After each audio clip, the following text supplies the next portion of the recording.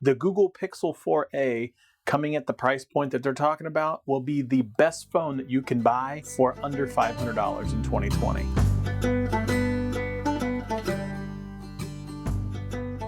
What's up, everybody? This is Scott. Welcome back to another video. I teased it in the very beginning. I'm going to tell you why I think the Pixel 4a, even though it's not released yet, is still going to be the device to have if you're looking to save cash and get kind of the top of the class from a mid-range perspective. So let's talk about what we know on the Pixel 4a right now. We know it's probably an all-plastic design. It's got a 730 chipset, 6 gigs of RAM that's in there, 64 gigs of storage, which is a little meh on all things considered. It's probably going to bring back the rear fingerprint scanner, which everybody's clamoring for, maybe even face unlocked where you can have the ability to do both. That would be super cool. You're going to have that familiar camera bump on the back of the Pixel 4 line.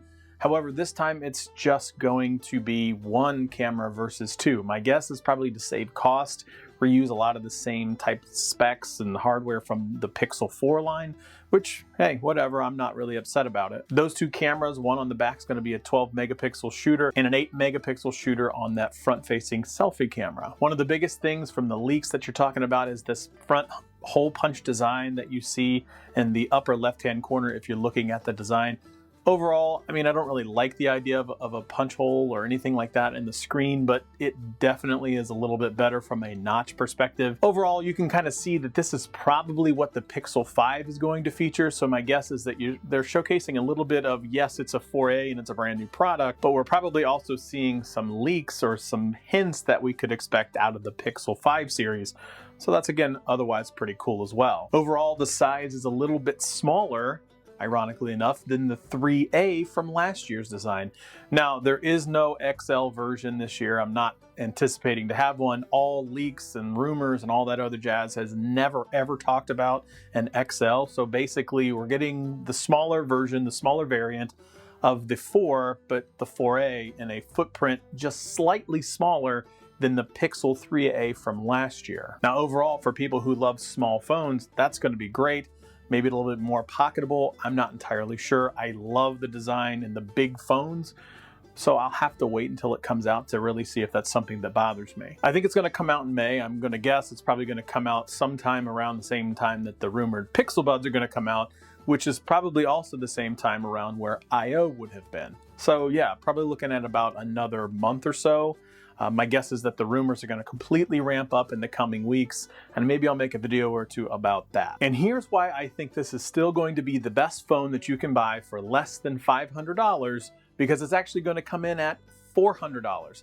Just like last year, the 3A came in at $400, and the 4A is rumored to come at the exact same price point, which is incredible because you're going to get a year's worth of kind of advancements in the software game and the photos and things of that nature, but you're going to be getting it at a price point from 2019 or 2018. So that's a really cool feature. The idea is if Google can continue to put the A line right at about that $400 mark, that makes it really attractive to buy this phone because you're spending less than $500. You're getting arguably for sure a top 3 overall camera, and definitely the #1 portrait camera. And if they can make enhancements in the video section, then there's rumors that they might even be able to do 4K 60 frames a second, which they've found in some code.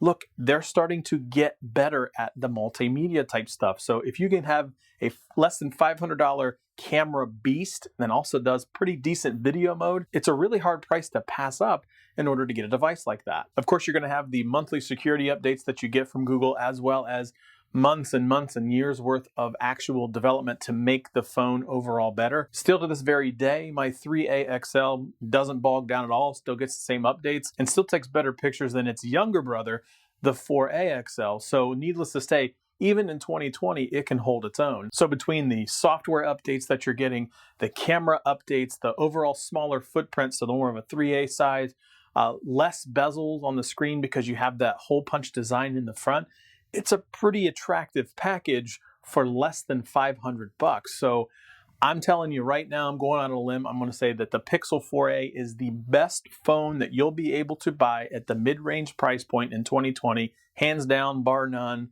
No questions asked. So a little bit different of a video for me today. And honestly, I'm just trying to pump out content because right now it's tough sledding trying to make content.